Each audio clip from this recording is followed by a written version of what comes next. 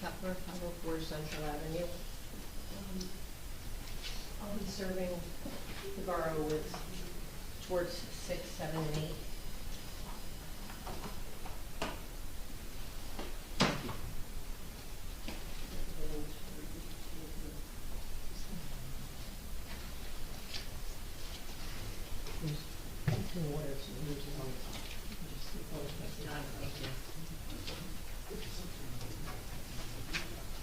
Ladies and gentlemen, and members of the council, my comments this evening are in regard to Agenda Resolutions 2025-80 regarding approval for the rebid of the church demolition RFP and 2025-84 approving the contract for Mr. Cannon as borough attorney.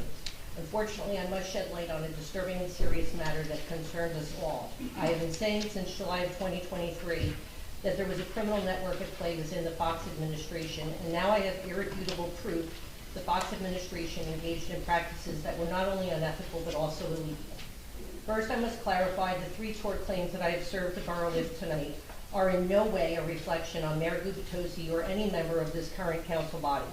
These claims pertain exclusively to the actions committed by Larry Fox and his corrupt administration. We were led to believe T&M drafted the RFP for the demo of the church in 2024. However, after the last council meeting on January 21st, Borough Attorney Greg Cannon and Borough Clerk Erica Kostyz revealed that, and I quote, Larry Fox, Meredith DeMarco, and Greg Fehrenbach wrote the RFP for the demo of the church. It's important to note that they are not qualified licensed engineers. Despite this, they put T&M's name on the RFP after repackaging T&M's scope of work without their knowledge, consent, according to Mr. Cannon and Ms. Kostyz. This fraudulent and plagiarized RFP was then put out for public bid, and bids were received on this RFP, which is both illegal and a significant liability issue for our borough, to use Mr. Cannon's words. When Greg Cannon and Erica Kostyz discovered this misconduct, they failed to alert the authorities as required by and in violation of their oath in office and professional licenses. Instead, they chose to keep this information hidden from the residents and discuss the matter candidly behind the scenes. Such actions are offensive, unethical, and criminal. This is not transparency we as residents deserve. These 2 senior members of the Fox administration's failure to act in the best interest of the residents has betrayed the trust of our community. They led us to believe they knew as little as we did. However, based on the video evidence that is a lie, our borough attorney and borough clerk have irrevocably broken the trust with the residents of Bradley Beach. Their presence and continued participation in our municipal government after this egregious breach is hard to envision.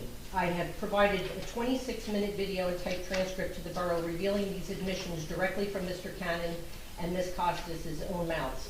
Ms. Kostyz edited the video and deleted the borough's recording of their 26-minute conversation for some reason, and I'll let the authorities decide what that reason was.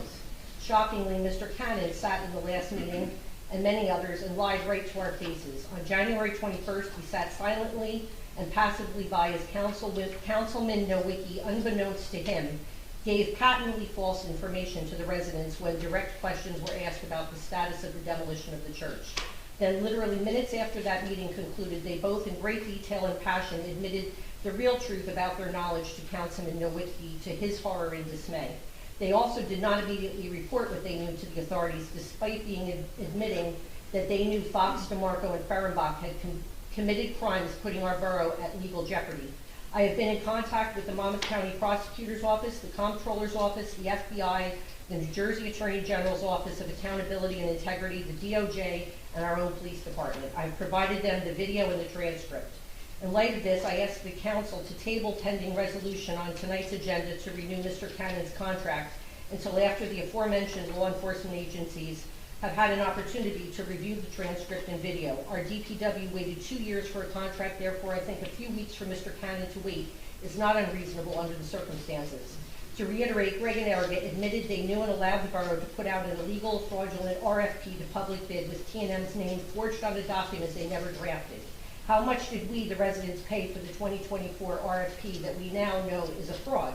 Not to mention, now we obviously have to start over from scratch, paying a real engineering firm to draft an RFP for demolition of the church, because the first one cannot be relied upon and used and merely supplemented with the grading specs since it wasn't drafted by T&M, a licensed engineering firm.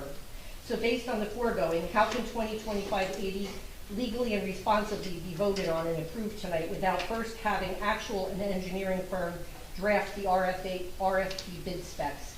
Lastly, as a point of order, I would ask that for the courtesy of Councilman Nowicki to recuse himself from both of these votes due to his unintentional involvement in the 121-25 video conversation currently under review by the authorities I just mentioned about Mr. Cadden and Ms. Kostyz. Thank you.